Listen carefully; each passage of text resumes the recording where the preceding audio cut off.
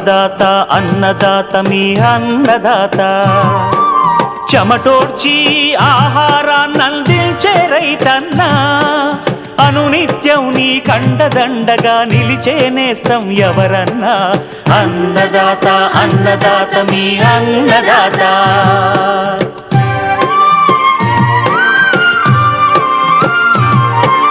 నూతన రీతుల సాగుబడికి నూరింతలు పెరిగే దిగుబడికి సూచనలిచ్చే సస్య రక్షణకు పశు పోషణకి శాస్త్ర విజ్ఞానం అందించి ముందుకు నడిపే తెలుగు రైతు భారతదేశానికి మకుటం అయ్యేలా తీర్చిదిద్దే ఆశయంతో మిమ్ము మేలు కొలిపేది అన్నదాత అన్నదాత అన్నదాత మీ అన్నదాత అన్నదాత అన్నదాత మీ అన్నదాత.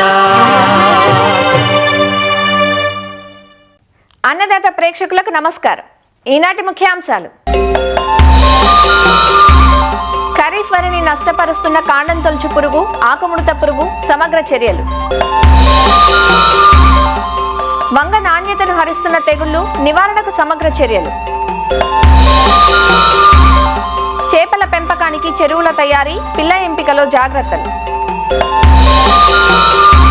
ఇంకా జై కిసాన్ వ్యవసాయ సమాచారం.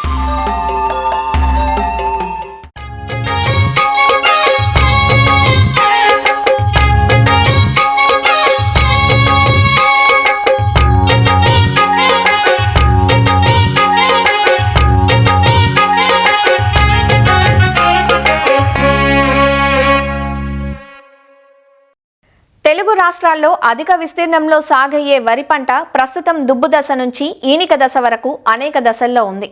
ఈ పైరును వివిధ ప్రాంతాల్లో రకరకాల చీడపీడలు ఆశించి నష్టపరుస్తున్నాయి. పురుగుల్లో ముఖ్యంగా కాండం తొలుచు పురుగు, ఆకుముడత పురుగుల నష్టం ఎక్కువగా ఉంది. కాండం తొలుచు పురుగు వల్ల మొవ్వు చనిపోవడంతో పాటు కంకి దశలో ఆశిస్తే తెల్ల కంకులు ఏర్పడి దిగుబడి నష్టం వాటిల్లే ప్రమాదం ఉంటుంది. ఆకుముడత వల్ల పైరులో తెల్లచారలు ఏర్పడుతున్నాయి. కాండం తొలుచు పురుగు, ఆకుముడత పురుగుల నివారణకు సమగ్ర సస్యరక్షణ చర్యలు పాటించాలంటూ తెలియజేస్తున్నారు ప్రొఫెసర్ జయశంకర్, తెలంగాణ రాష్ట్ర వ్యవసాయ విశ్వవిద్యాలయం రాజేంద్ర నగర్లోని వరి పరిశోధనా సంస్థ ప్రధాన శాస్త్రవేత్త డాక్టర్ ఎన్ రామ్ గోపాల్ వర్మ. ఈ వానాకాలంలో రాష్ట్రంలో సుమారు 64.2 లక్షల ఎకరాల్లో వరి సాగు చేపట్టడం జరిగింది. కొన్ని ప్రాంతాల్లో ఇప్పటికే ఈనిక దశలో పైర్లు ఉన్నాయి, మరికొన్ని ప్రాంతాల్లో అంకురం నుంచి పొట్ట దశలో ఉన్నాయి. బాగా ఆలస్యమైన ప్రాంతాలు ముఖ్యంగా ఖమ్మము ఇలాంటి చోట్ల ఇప్పుడు కూడా పిలక దశలో పైర్లు ఉన్నాయి. ఈ వివిధ దశల్లో ఉన్న పైర్లలో చూసుకున్నట్లయితే అటు పిలక దశలోను ఇటు అంకురం నుంచి ఈనిక దశలో కూడా ఈ కాండం తొలిచే పురుగు మరియు ఆకుముడత ఎక్కువగా ఆశించినట్లుగా సమాచారం అందుతుంది. అందులో చూసుకున్నట్లయితే కాండం తొలిచే పురుగు 2 దశల్లో మనకు ఆశిస్తుంది. ముఖ్యంగా పిలక దశలో ఆశించినట్లయితే మొవ్వు చనిపోవడం జరుగుతుంది. ఈనిక దశలో ఆశించినట్లయితే తెల్లకంకి వస్తుంది. ఎప్పుడైతే ఇలాగా వర్షాలు పడి తర్వాత మనకు వర్షాభావ పరిస్థితులు నెలకొంటాయో, ముఖ్యంగా పైరు అంకురం నుంచి ఈనిక దశలో ఉందో ఆ దశలో కనుక ఈ రెక్కల పురుగులు గమనించినట్లయితే మనకు దాని నుంచి వచ్చిన పిల్ల పురుగుల ద్వారా తెల్లకంకి ఎక్కువగా ఆశించి సుమారు 3 నుంచి 4 బస్తాలు దిగుబడి నష్టపోయే అవకాశం ఉంది. కాబట్టి రైతాంగము కాండం తొలిచే పురుగు యాజమాన్యంలో ప్రత్యేకమైన శ్రద్ధ వహించాలి. దీని యొక్క రెక్కల పురుగులు చూసుకున్నట్లయితే ముదురు ఎండుగడ్డి రంగులో ఉన్నటువంటి రెక్కల పురుగులు రెక్కలకు ఇరువైపులా కూడా 2 వైపులా కూడా నల్లటి మచ్చను కలిగి ఉంటాయి. ముఖ్యంగా ఆకుల కొనల మీద ఉదయం పూట కానీ సాయంత్రం వేళల్లో గమనించవచ్చు. ఈ తల్లి పురుగులు 80 నుంచి 100 గుడ్ల సముదాయంగా పెట్టి దాని మీద గోధుమ రంగు ఊలుతో కప్పుతాయి. కాబట్టి గోధుమ రంగు ముద్దలాగా కూడా ఈ ఆకు కొనల మీద కూడా ఈ యొక్క తల్లి పురుగు పెట్టినటువంటి గుడ్లను గమనించవచ్చు. దాని నుంచి 5 నుంచి 9 రోజుల్లో బయటికి వెలువడినటువంటి పిల్ల పురుగులు మన కాండంలోనికి ప్రవేశించి అటు పిలక దశలో అయితే మొవ్వు చనిపోవడం జరుగుతుంది. అంకురం నుంచి ఈనిక దశలో ఆశిస్తే తెల్లకంకి రావడం జరుగుతుంది. చనిపోయిన మొవ్వును కానీ తెల్లకంకిని కానీ లాగినట్లయితే మనకు తేలిగ్గా ఊడి వస్తుంది. తెల్లకంకి ఆశించిన చోట్ల మళ్ళీ మన గింజలు తోడుకోవు కాబట్టి నష్టం అనేది ఎక్కువగా ఉంటుంది. కాబట్టి ఈ కాండం తొలిచే పురుగు యాజమాన్యంలో మనం పాటించవలసిన సమగ్ర సస్యరక్షణ పద్ధతులు చూసుకున్నట్లయితే ముఖ్యంగా ఈ కాండం తొలిచే పురుగును తల్లి పురుగు దశలోను గుడ్డు సముదాయం దశలోను గుర్తించడానికి అవకాశం ఉంది. ఆకుముడతకు కాండం తొలిచే పురుగు తేడా ఏంటంటే ఆకుముడత పురుగు అయితే గుంపులు గుంపులుగా పొలంలో ఎగురుతూ ఉంటాయి. ఈ కాండం తొలిచే పురుగు అయితే ఒక్కొక్కటిగా కనపడుతూ ఉంటుందన్నమాట. ఇక కాండం తొలిచే పురుగుని గుర్తించడానికి మనకు దీపపు ఎర్రలను అమర్చుకుని కూడా అందులో పడే రెక్కల పురుగులను గమనించవచ్చు. అలాగే ఈ మధ్యలో సోలార్ ట్రాప్స్ అనేవి కూడా, సోలార్ దీపపు ఎర్రలు కూడా అందుబాటులో ఉన్నాయి. వాటిని వినియోగించుకుని కూడా పురుగుల ఉధృతిని గమనించుకోవచ్చు. అదేవిధంగా లింగాకర్షక బుట్టలు అనేవి కాండం తొలిచే పురుగు ప్రత్యేకంగా మనకు అందుబాటులో ఉంటాయి. వాటిని ఎకరానికి 3 చొప్పున పెట్టుకొని నిఘా పెట్టినట్లయితే అందులో పడేటువంటి మగ రెక్కల పురుగుల ఉధృతిని బట్టి కూడా మనం ఈ యొక్క పురుగుల యొక్క ఉధృతిని అంచనా వేయడానికి అవకాశం ఉంది. ఇక నివారణ పద్ధతుల్లో కనుక చూసుకున్నట్లయితే ఎక్కడైతే సేంద్రియంగా వ్యవసాయం చేస్తూ ఉంటారో, పురుగు మందుల వాడకం తక్కువగా వాడతారో అలాంటి చోట్ల ముఖ్యంగా లింగాకర్షక బుట్టలనే 8 ఎకరానికి చొప్పున అమర్చుకొని వీటిలో పడినటువంటి మగరెక్కల పురుగులు ఉధృతి తగ్గించుకోవడం ద్వారా సంతతిని తగ్గించుకునే అవకాశం ఉంది. అదేవిధంగా మనకి గుడ్డు పరాన్నజీవులు అనేవి, ట్రైకోగ్రామా గుడ్డు పరాన్నజీవులు అనేవి మన వివిధ జీవ నియంత్రణ శాలల ద్వారా అందుబాటులో ఉన్నాయి.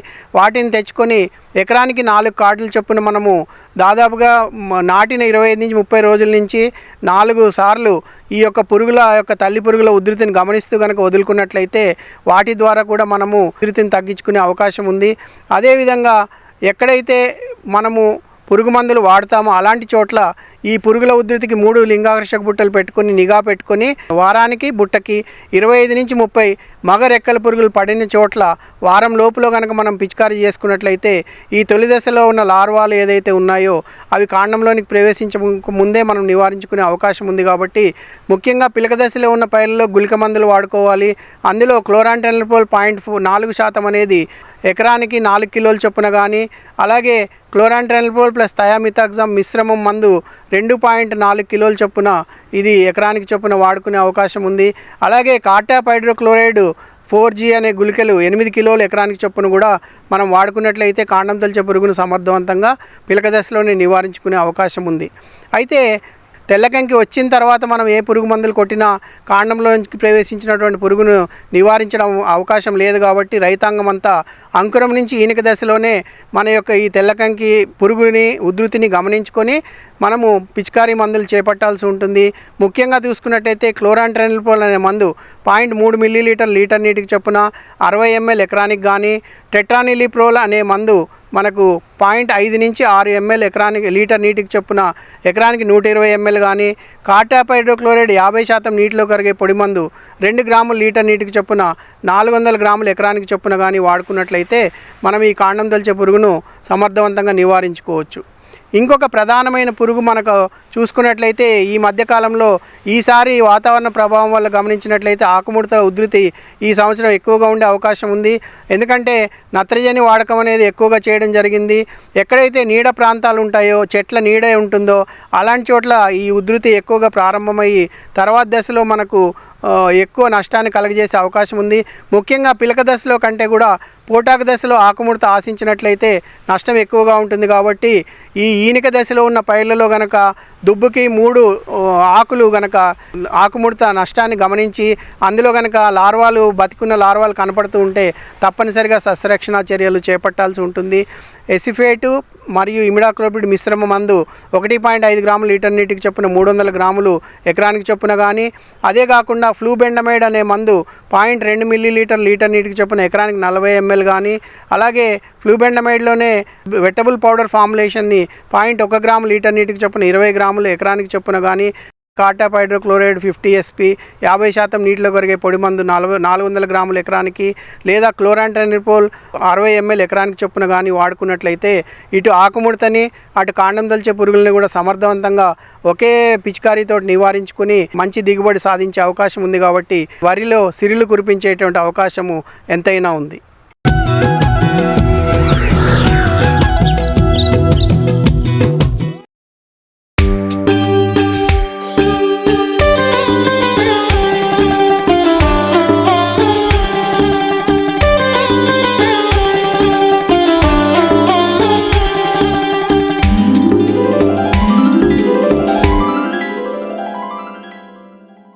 రైతుల క్షేత్రాల్లో సంవత్సరం పొడవునా అన్ని దశల్లోనూ కనిపించే కూరగాయ పంట వంగ. వంగకు మార్కెట్ ధరలు నిలకడగా ఉన్నా చీడపీడల సమస్య మాత్రం ఎక్కువగా ఉంటుంది. అసలు కాయపుచ్చు పురుగు ఆశించని తోటే ఉండదంటే అతిశయోక్తి కాదు. పురుగులే కాదు, వంగకు తెగుళ్ల బెడద కూడా ఎక్కువగా ఉంటుంది. ముఖ్యంగా నారుకుళ్ళు, కాయకుళ్ళు, బ్యాక్టీరియా ఎండు తెగుళ్ల ఉధృతితో దిగుబడులు, నాణ్యత తగ్గుతున్నాయి. వీటి నివారణకు సాగు ప్రారంభం నుంచే సమగ్ర చర్యలు పాటించాలంటూ వివరాలు తెలియజేస్తున్నారు వైఎస్ఆర్ ఉద్యాన విశ్వవిద్యాలయం పార్వతీపురం ఉద్యాన కళాశాల సహాయ అధ్యాపకురాలు డాక్టర్ ఝాన్సీ రాణి. వంగ తోటలో మనకు ముఖ్యంగా నర్సరీ దశలో అయితే నారుకుళ్ళు తెగులు అనేది ఎక్కువగా నష్టాన్ని కలుగజేస్తుంది. నారు నాటిన ఒక వారం రోజులు లేదంటే 10 రోజుల తర్వాత గమనిస్తూ ఉంటాము. నారుకుళ్ళు తెగులు సోకిన నారు మొత్తం కూడా గుంపులుగా కుళ్ళిపోయి చనిపోతుంది. నారు యొక్క కాండం భాగం చూసుకున్నట్లయితే బాగా తడిగా ఉండి కుళ్ళిపోయి మొత్తం కూడా వేరు కూడా కుళ్ళిపోయి ఉంటుంది. దీనికోసం మనము నీరు ఎక్కువగా నిల్వ ఉండకుండా చూసుకోవాలి. వర్షాకాలంలో ఎక్కువగా ఈ నారుకుళ్ళు తెగుళ్ళు అనేవి గమనిస్తూ ఉంటాము. కాబట్టి మనం నారు నాటే ముందు నర్సరీ బెడ్ను కొంచెం 5 లేదా 10 సెంటీమీటర్ల ఎత్తుకు వేసుకుని నారు నాటుకోవడం వల్ల నీరు నిల్వ అనేది చాలా తక్కువగా ఉంటుంది. కాబట్టి నారుకుళ్ళు తెగులు రాకుండా మనం చూసుకోవచ్చు. దీనితో పాటు విత్తన శుద్ధి చేసుకోవాలి. నారు నాటే ముందు 3 గ్రాముల థైరామ్ లేదంటే 10 గ్రాముల ట్రైకోడర్మా విరిడిని కలిపి విత్తనాలను కలిపి వాటిని నాటుకోవాలి. నాటిన ప్రదేశం చుట్టూ కూడా నీరు నిల్వ ఉండకుండా చూసుకోవాలి. తర్వాత ఆకుమాడు తెగులు మరియు కాయకుళ్ళు తెగులు సోకిన మొక్కల యొక్క ఆకులు పసుపు రంగులో మారిపోతాయి. వీటి మీద గోధుమ రంగు మచ్చలు అనేవి ఏర్పడతాయి. ఆకులు అనేవి రాలిపోతాయి. ఈ విధంగా రాలిపోవడం వల్ల పూత మరియు పిందె అనేది చాలా తక్కువగా వస్తుంది. కాయకుళ్ళు తెగులు సోకిన కాయలను గమనించినట్లయితే కాయలు అనేవి మొదటగా పసుపు రంగులోకి మారుతుంది. మొత్తం కూడా కుళ్ళిపోయి వాటి నుండి చెడు వాసన అనేది వస్తూ ఉంటుంది. ఈ కాయకుళ్ళు తెగుళ్లను మనం నివారించుకోవడం కోసం నారును ఏదైనా రసాయనాలతో శుద్ధి చేసుకుని నారు నాటుకోవాలి. దీనికోసం మనము నారుని ఒక 35 డిగ్రీల వేడి నీటిలో 30 నిమిషాల పాటు ముంచి ఆ తర్వాత నారును నాటుకోవాలి. లేదనుకుంటే 3 గ్రాముల థైరామ్ రసాయనంతో శుద్ధి చేసుకుని నాటుకోవాలి. తర్వాత ఎక్కువగా రైతులు నష్టపోతున్న తెగుళ్ళు అది వైరస్ తెగులు. అన్ని రకాల వయసు ఉన్న మొక్కల్లోనూ వస్తుంది. ఈ తెగుళ్ళు సోకిన మొక్కల యొక్క ఆకులు అనేవి చాలా చిన్నగా మొత్తం గుబురుగా చీపురు కట్టలాగా ఉంటుంది. ఆకుల రంగు కూడా పేలగా లేదా ఆకుపచ్చ రంగులో ఉంటుంది. ఈ తెగుళ్ళు సోకిన మొక్కల యొక్క పిందె మరియు పూత అనేవి రావు. మొక్కలు బాగా గొడ్డుబారిపోయి ఉంటుంది. ఈ తెగుళ్లను ఎక్కువగా లీఫ్ హాపర్ అనే దోమ ద్వారా వ్యాపింపజేస్తుంది. తెగుళ్ళు సోకిన మొక్కలను లక్షణాలను గుర్తించిన వెంటనే తీసివేయాలి. లీఫ్ హాపర్ దోమను నివారించడం కోసం 2 మిల్లీలీటర్ల మిథైల్ డెమటోన్ను లీటర్ నీటికి కలిపి వారం రోజుల వ్యవధిలో పిచికారీ చేసుకోవాలి. వైరస్ తెగులు వచ్చిన మొక్కలను వెంటనే తీసివేయాలి. తీసివేసిన తర్వాత జిబ్బరిలిక్ ఆమ్లం వారం రోజులు లేదా 10 రోజుల వ్యవధిలో పిచికారీ చేసుకున్నట్లయితే మనం చాలా వరకు తగ్గించుకోవచ్చు.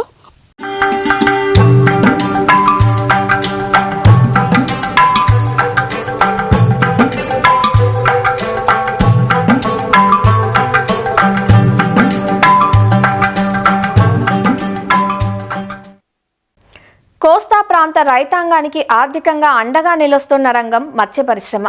చేపల పెంపకం కోసం మనం ఎంపిక చేసుకున్న నేల, ఆ చెరువులోని నీటి నాణ్యత, ప్లాంక్టాన్ వృద్ధి కోసం మనం అందించే రసాయన, సేంద్రియ ఎరువులు, చేప పిల్లల సాంద్రత ఇవన్నీ చేపల పెరుగుదలను, దిగుబడిని నిర్దేశిస్తాయి. కాబట్టి పట్టుబడుల తర్వాత తిరిగి చేపల పెంపకం చేపట్టే ముందుగా రైతులు తప్పనిసరిగా కొన్ని మెలకువలు పాటించాలి. నేల, నీటి ఆరోగ్యం బాగుండి చేపల పెరుగుదలపై సానుకూల ప్రభావం చూపాలంటే చెరువుల తయారీలో శాస్త్రీయతను పాటించి సిఫార్సు మేరకు ఎరువులను అందించి ఆరోగ్యవంతమైన చేప పిల్లలను ఎంపిక చేసుకోవాలంటూ వివరాలు తెలియజేస్తున్నారు ఆచార్య ఎన్జీ రంగా వ్యవసాయ విశ్వవిద్యాలయం ఉండి కృషి విజ్ఞాన కేంద్రం మత్స్య శాస్త్రవేత్త డాక్టర్ ఏ శ్రీనివాస్. ముందుగా చెరువులో పిల్ల వదిలే ముందుగా మనం ఏంటంటే ఈ చేపల చెరువులో తయారు చేసుకోవాలి. చాలామంది ఏం చేస్తుంటారంటే చేపల చెరువులో కొంతవరకు నీరు పెట్టి మనకి అందుబాటులో ఉన్న పిల్లని తీసుకొచ్చి దాన్ని వదిలేసి ఆ తర్వాత దాన్ని నీటిని నింపుకోవడం, తర్వాత మిగతా యజమానులు చేయడం జరుగుతుంది. అయితే ఏంటంటే ఈ చేపల చెరువుల్లో కూడా చెరువు అంతా కూడా పట్టుబడి అయిపోయిన తర్వాత ఈ చెరువు నీటిని అంతా కూడా బయటికి తీసేసిన తర్వాత ఒక్కసారి మన చెరువు అడుగు భాగాన్ని ఎండగట్టడం అనేది మంచిది. ఈ చేపల చెరువులు ఏమవుతుందంటే మనం కంటిన్యూస్గా కల్చర్ చేయడం జరుగుతుంది. కనీసం 2 నుంచి 3 సంవత్సరాలు ఒకసారైనా సరే చేపల చెరువుల నీటిలన్నింటిని కూడా బయటికి తీసేసి ఆ చెరువుని ఎండగట్టడం వల్ల చాలా వరకు ఉపయోగం ఉంటుంది. ఆ విధంగా ఎండగట్టిన తర్వాత చెరువు యొక్క మట్టి నమూనాని తీసుకోవాలి. మనకు చెరువుని అంతా కూడా పరిశీలించి ఇంచుమించు ఆ చెరువులో అడుగు భాగం అంతా ఒకే విధంగా ఉందనుకుంటే కనీసం ఆ చెరువు విస్తీర్ణాన్ని బట్టి 5 నుంచి కానీ 10 చోట్ల నుంచి కానీ మనం ఒక 6 అడుగు వరకు కూడా మట్టిని లోపలికి తీసుకుని ఆ మట్టి అంతటిని కూడా తీసుకొచ్చి నీడలో ఆరబెట్టిన తర్వాత దాన్ని క్వార్టరింగ్ పద్ధతిలో 1/2 కేజీ మట్టి వరకు కూడా వచ్చేటట్లు చేసి దాన్ని మనం అనాలిసిస్కి అనేది పంపించాల్సి ఉంటుంది. మనకి చేపల చెరువులో ఏం చేస్తుంటామంటే మనం ఒకసారి ఎండబెట్టిన తర్వాత దాని మీద ఒక అగ్రికల్చర్ లైమ్ అనేది కొట్టడం జరుగుతుంది. కొంతమంది ఏంటంటే దాని మీద ఈ సేంద్రియ ఎరువులు, పశువుల ఎరువు కానీ కోళ్ళ ఎరువు కానీ వేయడం, ఆ విధంగా రసాయనిక ఎరువులు వేయడం జరుగుతుంది. ఈ ఎరువులు ఎంత వేయాలి అనేది కూడా మట్టి నమూనా పరిశీలన బట్టి ఉంటుందన్నమాట. ప్రధాన పోషకాలు ఏ విధంగా ఉన్నాయి, అదే నైట్రోజన్, ఫాస్ఫరస్, పొటాషు, మిగతా పోషకాలు జింకు, మాలిబ్డెను అండ్ కాపరు ఇటువంటివి కూడా ఎన్ని ఉన్నాయో కూడా తెలుస్తుంది. వీటితో పాటుగా మనం ముఖ్యంగా ఇందులో చూడాల్సిందంటే నేల యొక్క ఉదజన సూచి, అదేవిధంగా ఆర్గానిక్ కార్బన్ తెలుస్తుంది మట్టి విశ్లేషణలో. ఈ pH అనేది మట్టిలో మనకు 6.5 నుంచి 7.5 మధ్య ఉంటే ఆ మట్టి బాగున్నట్టు అన్నమాట. మన చెరువు తయారు చేసుకునేటప్పుడు నీరు పెట్టే ముందు ఏంటంటే మనకి ఇంచుమించు ఒక 100 కేజీలు ఎకరానికి కానీ లైమ్ని కానీ జల్లుకున్నట్లయితే సరిపోతుంది. ఈ సేంద్రియ ఎరువులు ముఖ్యంగా ఏంటంటే ఈ కోళ్ళ ఎరువు వాడుతుంటాం, అలాగే పశువుల ఎరువు వాడుతుంటాం. కాకపోతే ఏంటంటే బాగా మాగిన పశువుల ఎరువు వాడడం అనేది ఉత్తమం. కోళ్ళ ఎరువు వాడడం వల్ల ఈ పెయిన్ సమస్య ఇటువంటి సమస్యలు పెరుగుతున్నాయి కనుక ఈ వర్షాకాలంలో చలికాలంలో తగ్గించడం మంచిది. మట్టి నమూనాను బట్టి ఈ సేంద్రియ కర్బనం అనేది మనకి 1.5% మించి ఉన్నట్లయితే మనం చాలా వరకు తక్కువ సేంద్రియ ఎరువు సరిపోతుంది. ఎప్పుడైతే 2% మించి ఉందో మనం సేంద్రియ ఎరువులు అసలు వాడనవసరమే లేదు. ఈ సేంద్రియ ఎరువు ఇంచుమించు ఎకరానికి 5 టన్నుల వరకు వాడతాం. ఎప్పుడైతే నేల మీద వేసుకున్నట్లప్పుడు ఇంచుమించు ఒక 1000 కేజీల వరకు ఈ సేంద్రియ ఎరువును మనం వేసుకుంటే సరిపోతుంది. వీటితో పాటుగా ఏంటంటే మనకి వెర్మీ కంపోస్ట్ కానీ వాడినట్లయితే చాలా ఉత్తమం. ఈ విధంగా మన సేంద్రియ ఎరువు వాడిన తర్వాత మనకి రసాయన ఎరువు విశ్లేషణ బట్టి, అలాగే మనకి ఏంటంటే సూక్ష్మ పోషకాలు కానీ లోపం ఉన్నట్లయితే ఈ జింక్ అనేదాన్ని ఎక్కువగా వాడుకోవచ్చు. అది ఇంచుమించు 10 నుంచి 20 కేజీలు ఎకరానికి నేల మీద జల్లుకుంటే సరిపోతుంది. ఆ వాడిన తర్వాత మనం ఏం చేయాలంటే మన నీటిని పెట్టుకోవాలి. ఈ నీటిని కూడా మనం కనీసం 5 నుంచి 6 అడుగుల వరకు కూడా పూర్తిగా నీటిని నింపేసుకుని, ఏ నీటిని అయితే డ్రైన్ వాటర్ నుంచి పెడుతున్నా కాల వాటర్ నుంచి పెట్టినా చూసుకొని ఆ వాటర్ని మనం ఒకసారి పరీక్షించుకొని దాన్ని మనం చెరువులోకి తోడుకోవాలి. తోడుకునేటప్పుడు ఒక 60 మెష్ స్క్రీన్ ద్వారా వడగట్టుకుని కానీ మనం పెట్టుకున్నట్లయితే చాలా వరకు మనకి ఫిల్టరింగ్ అనేది అవుతుంది. ఆ విధంగా పెట్టుకున్న తర్వాత నీటి గుణాలు కానీ కూడా ఈ చేపల పెంపదానికి అనుకూల స్థాయిలో ఉన్నాయని నిర్ధారించుకున్న తర్వాత దాంట్లో ఈ చేపల సీడ్ అనేది వేసుకోవడం జరుగుతుంది. చిన్న సైజు స్పాన్ కానీ ఫ్రై కానీ తెచ్చుకొని దాన్ని ఇంచుమించు ఒక 6 నెలలు 8 నెలలు సంవత్సరం వరకు కూడా పెంచి దాని ఫింగర్లింగ్ సైజు వచ్చిన తర్వాత ఒక 50 గ్రాములు వచ్చిన తర్వాత మనం మార్చుకోవడం జరుగుతుంది. లేదు అంటే పూర్తిగా ఈ ఫింగర్లింగ్ సైజుని మన పెద్ద చెరువులు వేసుకోవడం జరుగుతుంది. ఇంకా ముందుకెళ్తే పెంపకాలను బట్టి 0 పాయింట్ అని చెప్పి మనం 100 గ్రాములు 150 గ్రాములు 200 గ్రాములు సైజు కూడా పిల్లల్ని తీసుకొచ్చి వేయడం జరుగుతుంది. ఈ విధంగా చేసినప్పుడు ఆ పిల్లల ముందు మంచి పిల్లను మనం ఎంచుకోవాలి. మనం ఎక్కువగా చేపల చెరువులో పాత పిల్ల అంటుంటాం. ఈ పాత పిల్ల కూడా ఏంటంటే మనకి ఎప్పుడు కూడా 1 సంవత్సరం పైబడి 2 సంవత్సరాల లోపున్న ఈ పాత పిల్లని కానీ తీసుకున్నట్లయితే మన చెరువులో చాలా వరకు మన గ్రోత్ అనేది బాగుంటుంది. వాటికి ఏమైనా సరే బాహ్య పరాన్నజీవులు ఉన్నాయా దాన్ని చూసుకొని పెయిన్ కానీ ఇవి కానీ ఉన్నట్లయితే వాటిని ముందుగా మనం ఆ పిల్లని రిజెక్ట్ చేయడం, లేదంటే వాటిని తీసుకొచ్చి ముందే దాన్ని అక్కడ ఆ చెరువులో ట్రీట్మెంట్ ఇచ్చిన తర్వాత వాటిని తీసుకొచ్చి మన చెరువులో వేసుకోవడం జరగాలి. తర్వాత ఏంటంటే మనకి ఎప్పుడైతే ఈ పిల్లని తీసుకొచ్చి మన చెరువులో వేసే ముందు ఒక డిప్ ట్రీట్మెంట్ ఫార్మలిన్లో కానీ లేదంటే పొటాషియం పెర్మాంగనేట్లో కానీ 1 ml 10 లీటర్ల నీళ్ళలో కానీ వేసుకుని ఒక అర నిమిషం ముంచి దాన్ని తీసి మన చెరువులో వేసుకున్నట్లయితే ఆటోమేటిక్గా మనకి దానికి ఏవైనా సరే బ్యాక్టీరియా కానీ లేదా బాహ్య పరాన్నజీవులు ఉన్నట్లయితే వాటన్నీ కూడా నిరోధించబడి మన చెరువులో వృద్ధి చెందకుండా ఉంటాయి. ఈ చేపల్లో మనకి ఎక్కువగా ఏంటంటే మనకి ఈ మధ్యకాలంలో మనకి బ్యాక్టీరియా వ్యాధి రెడ్ డిసీజ్ అని, అదేవిధంగా తాటాకు తెగులు ఎక్కువగా రావడం జరుగుతుంది. ఇవి కూడా ఏంటంటే మనకి ఎక్కువైతే నాసిరకం పిల్లని తీసుకొచ్చామో అటువంటి దాంట్లో మనకి ఎక్కువగా గమనించడం జరిగింది. అందుకేంటంటే చేప పిల్ల దశలోనే వ్యాధులు లేవు, పిల్ల అంతా కూడా మంచి పటిష్టంగా ఉంది. అదేవిధంగా పిల్ల యొక్క ఆ బ్రోడర్స్ అదే నేచురల్ కలెక్షన్ నుంచి వచ్చి కానీ తయారు చేసి ఉన్నాయి అనుకుంటే అటువంటి పిల్లలు మనకి ఎక్కువగా దిగుబడి ఇవ్వడం జరుగుతుంది. అదేవిధంగా ఈ మేత యాజమాన్యాన్ని మనం సక్రమంగా పాటించడం వల్ల మన ఖర్చు కూడా తగ్గించుకొని అధిక దిగుబడి అనేది సాధించవచ్చు.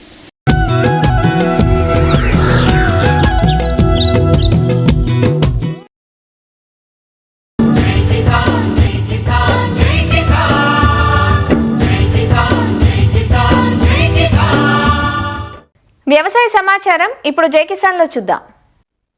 హైదరాబాద్ నక్లెస్ రోడ్లోని పీపుల్స్ ప్లాజాలో ఏర్పాటు చేసిన 18వ జాతీయ ఉద్యాన మరియు వ్యవసాయ ప్రదర్శన ఘనంగా ముగిసింది. సెప్టెంబర్ 18 నుంచి 22 వరకు 5 రోజుల పాటు జరిగిన మేళాలో ఇండోర్, అవుట్డోర్ మొక్కలు సందర్శకులను విశేషంగా ఆకట్టుకున్నాయి. మొక్కలతో పాటు గార్డెనింగ్కు అవసరమైన పలు రకాల ఉపకరణాలు, కుండీలు, అలంకరణ సామగ్రి, మట్టి మిశ్రమాలు, సేంద్రియ ఎరువులు ఇలా పలు రకాలు ఒకే చోట లభించి ప్రకృతి ప్రేమికులకు ఆనందాన్ని పంచాయి. తెలంగాణ, ఆంధ్రప్రదేశ్ సహా దాదాపు 20 రాష్ట్రాల నుంచి వచ్చిన నిర్వాహకులు తమ స్టాళ్లను ఏర్పాటు చేశారు. తెలంగాణ ఈవెంట్ ఆర్గనైజర్ సంస్థ ఆధ్వర్యంలో ఏర్పాటు చేసిన ఈ గ్రాండ్ నర్సరీ మేళాకు విశేష స్పందన వచ్చింది.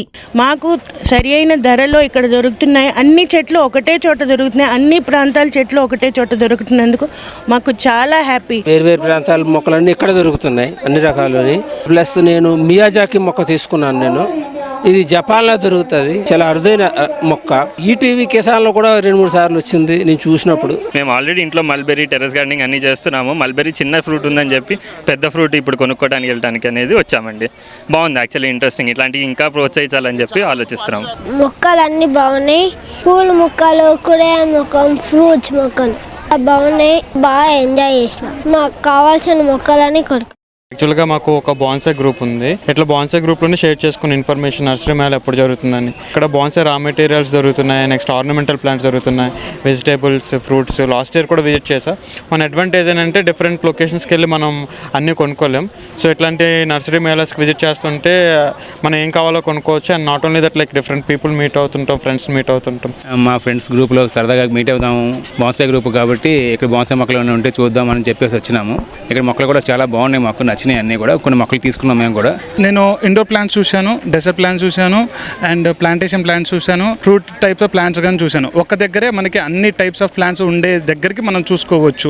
ఈ యొక్క దాని గురించి గైడెన్స్ బాగిస్తున్నారు. డెజర్ట్ ప్లాంట్స్ అయితే ఇంకా కౌంట్లెస్ ఉన్నాయి. ఎక్కడ చూడ ఆల్మోస్ట్ ఆల్ షాప్స్లో ఉన్నాయి. ఆన్ టేబుల్ మీద పెట్టుకోవడానికి మంచి గ్లోరిఫై ఉంటుంది, మంచి నీట్గా కనిపిస్తున్నాయి అన్నమాట. నగర సేద్యం నానాటికి పెరిగిపోతున్న నేపథ్యంలో మిద్దె సాగు, అలంకరణ మొక్కల పెంపకానికి నగరవాసులు ఆసక్తి చూపుతున్నారు. అందుకు అనుగుణంగా విభిన్న రకాల మొక్కలను అందుబాటులోకి తెచ్చినట్లు నిర్వాహకులు చెబుతున్నారు. మన దగ్గర అన్ని ఎక్సోటిక్ ఫ్రూట్ ప్లాంట్స్ ఉన్నాయి. అన్ని కుండీల్లో పెరిగే ఫ్రూట్ ప్లాంట్స్ అనమాట. దాని తర్వాత ఇంపోర్టెడ్ ఫ్రూట్ ప్లాంట్స్ కూడా ఉన్నాయి. థాయిలాండ్ వాటర్ యాపిల్స్ ఉన్నాయి, రెడ్ సూరినామ్ చెర్రీ అని స్వీట్ ఉంటుంది, తర్వాత అకాయ్ బే చెర్రీ ఉంది మా దగ్గర, మియాజాకి మ్యాంగో ఉంది, కటిమన్ మ్యాంగో ఉంది, రెడ్ పల్మార్ ఉంది. ఇవన్నీ రేర్ ఫ్రూట్స్ అనమాట. మనము త్రూ అవుట్ ఇండియా తిరిగి రేర్ ఫ్రూట్స్ అన్ని కలెక్ట్ చేసి మనము ఇక్కడ మేళాల్లో పెట్టడం జరిగిందండి. అనగా ఈ నర్సరీకి అవసరమైనటువంటి నర్సరీ ఇన్పుట్స్ అనమాట. సో మనం గార్డెన్ మెయింటైన్ చేసుకోవడానికి బయో ఫెర్టిలైజర్స్ కానీ, బయో పెస్టిసైడ్స్ కానీ, మైక్రోన్యూట్రియంట్స్, గ్రోత్ ప్రమోటర్స్, ఇటువంటి ఏవైతే మొక్కకి అవసరమైనటువంటి ఫెర్టిలైజర్స్, పెస్టిసైడ్స్ అనేవి మేము మ్యానుఫ్యాక్చరింగ్ చేసి మేము గార్డెనర్స్కి, ఇటు రైతులకి మేము సప్లై చేయడం జరుగుతుంది. కన్సల్టెన్సీ మేజర్ కోర్ అనమాట. ఎవరైనా ఫార్మర్ కానీ, గార్డెనర్ కానీ వాళ్ళు ఫేస్ చేస్తున్నటువంటి ప్రాబ్లం, అది గార్డెన్ వాళ్ళ క్రాప్స్లో వచ్చే ప్రాబ్లమ్ని మాకు త్రూ ఫోటో ద్వారా మాకు పంపించినట్లయితే మాకు డెడికేటెడ్ చీఫ్ సైంటిస్టులు అలాగే జూనియర్ సైంటిస్టుల టీం ఉంది. దాన్ని అనాలిసిస్ చేసి ఎటువంటి మెడిసిన్ దానికి సూటబుల్ అవుతుంది, ఎంత డోసేజ్ దానికి మనం ఇవ్వాలి అన్న దాని మీద మన కంపెనీ వర్కౌట్ చేయడం జరుగుతుందన్నమాట. వాతావరణ కాలుష్యం పెరిగిపోతూ నగర జీవనం నరకంగా మారుతున్న పరిస్థితుల్లో ప్రకృతిని కాపాడేలా నగర సేద్యం, మిద్దె తోటల పెంపకం విస్తరిస్తూ వస్తోంది. ఈ నేపథ్యంలో ఇలాంటి మేళాల ఏర్పాటు మొక్కల పెంపకందారులకు ఎంతో ఉపయోగపడుతుందంటూ సందర్శకులు తమ అభిప్రాయం వ్యక్తం చేస్తున్నారు. మరిన్ని విభిన్న అంశాలతో రేపటి అన్నదాతలో మళ్ళీ కలుసుకుందాం. నమస్కారం. అన్నదాతలు తమ సందేహాలు, సమస్యలను 1800-425-4085 టోల్ ఫ్రీ నెంబర్లో ఉదయం 10 గంటల నుంచి 11 గంటల మధ్య పని దినాలలో సంప్రదించగలరు. ఈ కార్యక్రమాన్ని యూట్యూబ్లో www.youtube.com/annadaata ETV లింక్ ద్వారా వీక్షించవచ్చు.